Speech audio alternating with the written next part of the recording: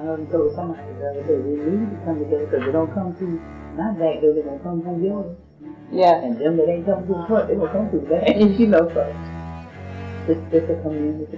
But what we've done to create the relationship in the community, we have and 300, and we do block calls.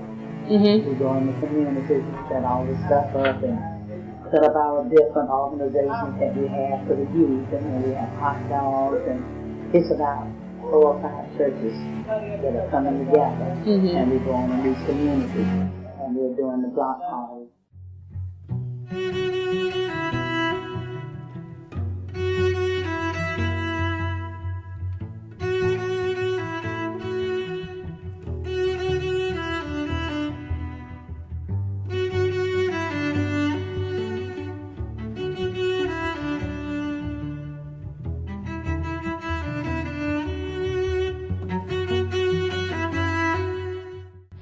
That's one thing they say about this place. When people come in, it's a very friendly place.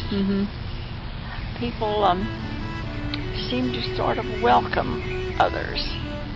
And like we go into the dining room to eat. I've got a group that comes on Tuesday nights at 5:30. And I started out with around 9 people. And I had half people who've lived here quite a long time, and half rather new people, so we'd get acquainted with each other. And if they can't come, they tell me.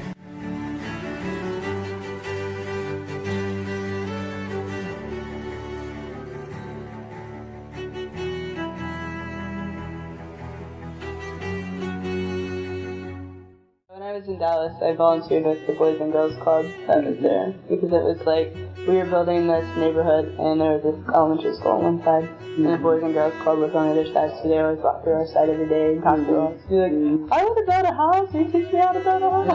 I mean, you know, as kids see stuff like that going on in their community, they get happy. They want to, next thing you know, you got a group of kids trying to make friends with you, and about what you doing, and they want to ask questions. You know, so that's it.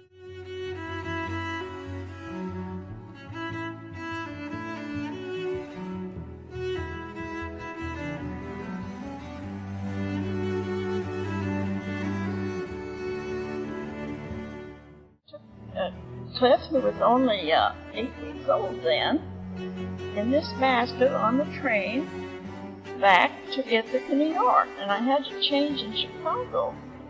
And an older man, they're about the age of my dad, asked me if I knew how to change trains. I said, no. So he tried to tell me. And then I realized he stood back and watched to be sure I did it right. You know, people are awfully good to each other, helping each other.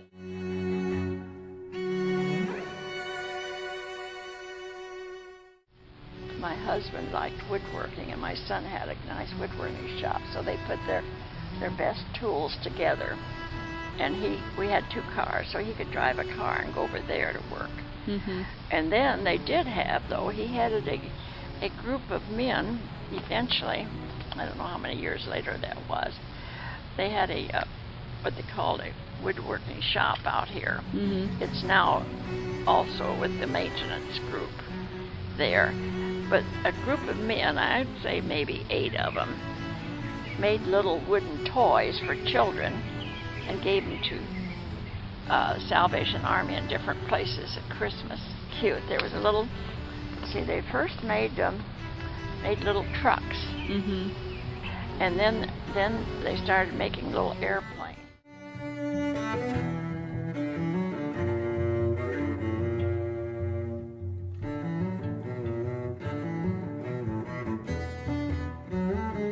Well, the activities did make a difference. We had, before Ibby, we had another lady, and she was very good at doing activities.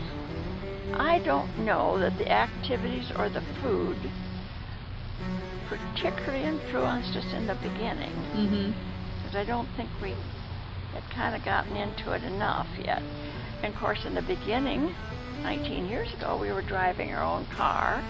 We were being able to get around where we wanted to, pretty much. It wasn't as it is now, if I was to move in much later, see, I've lived here 19 years, but if I were to move in much later, there's a medical van that I take all the time to Guy Center or any place I need to go to medical facility outside.